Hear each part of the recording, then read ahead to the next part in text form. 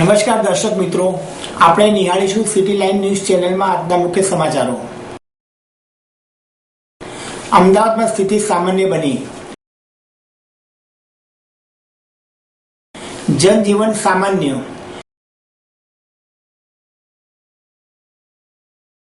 Flag March,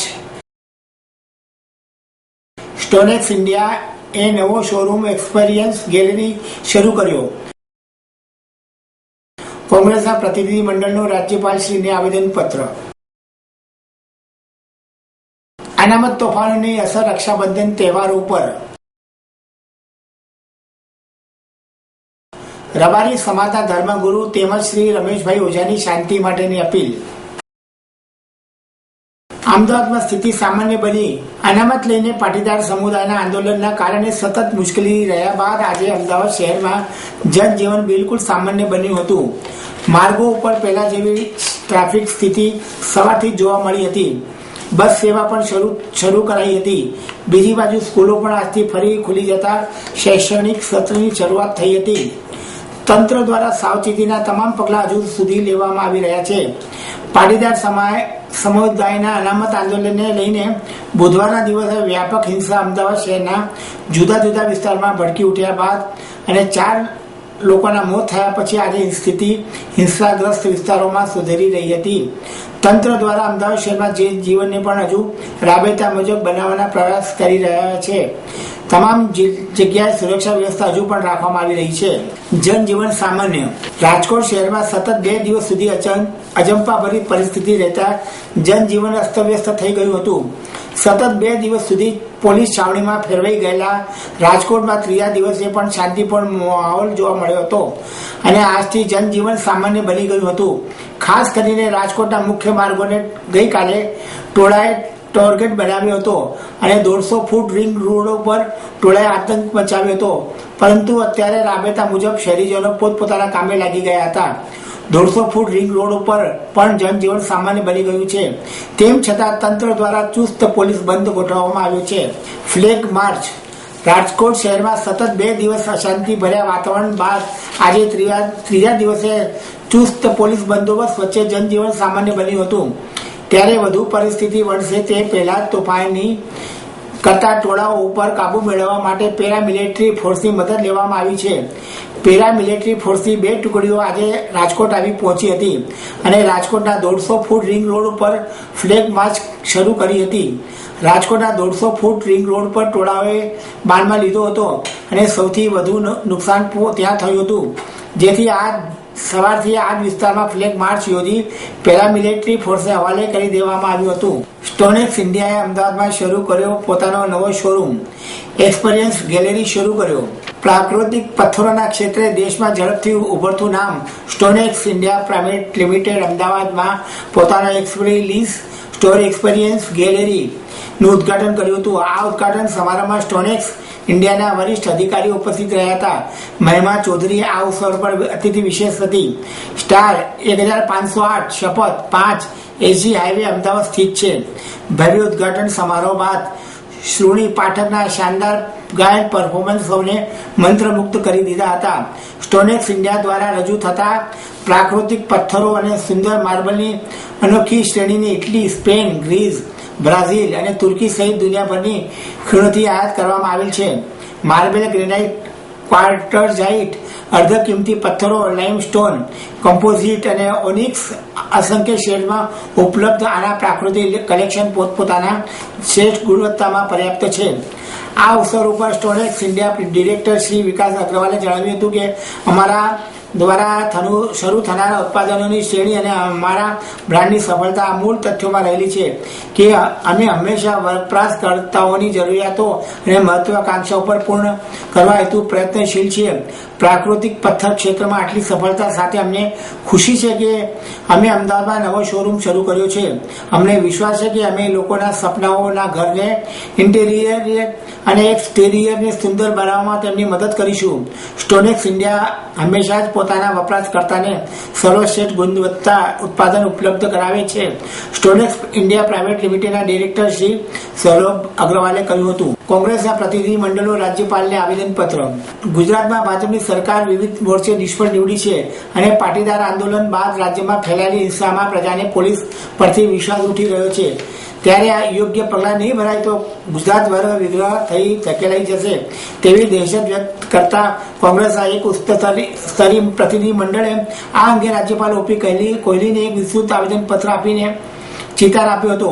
અને દરમિયાન ગીરી કરી રાજ્યમાં ભાજપની સરકાર બરખાસ્ત કરી રાષ્ટ્રપતિ શાસન લાદવાની રજૂઆત કરી હતી. ગુજરાત વિધાનસભા વિપક્ષના નેતા શંકરસિંહ વાઘેલા, કોંગ્રેસના પ્રમુખ ભરતસિંહ સોલંકી, પૂર્વ પ્રમુખ અર્જુન મોઢવાડિયા, સિદ્ધાર્થ પટેલ, પૂર્વ વિપક્ષી નેતા શક્તિસિંહ ગોહિલ તથા વિધાનસભા કોંગ્રેસ પક્ષના ઉપનેતા મોહનસિંહ રાઠવા વગેરે પ્રતિનિધિ મંડળે રાજ્યપાલની મુલાકાત લઈ આવેદનપત્ર આપ્યું હતું. આવેદનપત્રમાં જણાવવામાં આવ્યું હતું કે આજે અમે કોંગ્રેસ તરફથી પણ ભાજપની સરકારની અનેક નિષ્ફળતાઓ અને ભ્રષ્ટાચારી, મોંઘવારી, બેકારી, કાયદો અને વ્યવસ્થાની બગડતી જતી પરિસ્થિતિ અંગે ગાંધીનગરમાં વિધાનસભાને ઘેરાવ કરી કૂચ કરવાનો બદલે ફક્ત શાંતિથી ધરણા થાય અને ધરણા પછી અમને આવેદનપત્ર આપવામાં આવે તેવો નિર્ણય કરેલો. પરંતુ જે રીતે છેલ્લા 2 દિવસથી ગુજરાતમાં પરિસ્થિતિ વણસી છે તે જોતા પોલીસ તંત્રએ કોંગ્રેસ પાર્ટીને ધરણા ન કરવા અને સહકાર ન આપવા વિનંતી પણ કરેલી.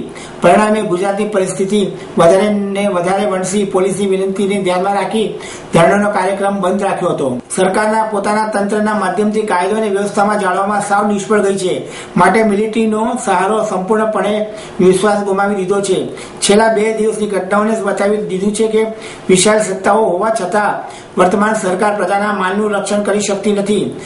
આથી અમે ગુજરાતના રાજ્યપાલ તરીકે આપ પાસે તૂટી ગયેલી કાયદો અને વ્યવસ્થાની પરિસ્થિતિને ધ્યાનમાં લઈને ગુજરાતની આ ભાજપ સરકારને બરખાસ્ત કરી રાજ્યમાં રાષ્ટ્રપતિ શાસન લાદવામાં આવે તેવી અપેક્ષા રાખીએ છીએ. અનામત તોફાનોની અસર રક્ષાબંધન તહેવાર ઉપર. ગુજરાતમાં પાટીદાર અનામત આંદોલનના કારણે અશાંત પ્રસરતા અમદાવાદીઓના ચહેરા ઉપર મૂરઝાયેલા જોવા મળી રહ્યા છે, જેની અસર રક્ષાબંધન તહેવારો ઉપર પડી રહી છે. અનેક કારીગરો દ્વારા હાથથી બનાવેલી રાખડીઓ તેમજ સિઝનલ વ્યાપાર કરતી દેવી પૂજક બહેનોની લાખો રૂપિયાની રાખડીઓ રડી પડી છે. રક્ષાબંધનનું કાઉન્ટડાઉન શરૂ થઈ ગયું છે, ત્યારે આ દિવસોમાં બજારોમાં જોવા મળતી રાખડીઓ ખરીદીની ભીડ અત્યારે જોવા મળતી નથી. તેનું કારણ તોફાનોની અસર રાખડી બજાર ઉપર પણ પડી છે. ત્યારે વાતાવરણ શાંત પડતા લોકો રાખડીઓ ખરીદવા નીકળી પડ્યા છે.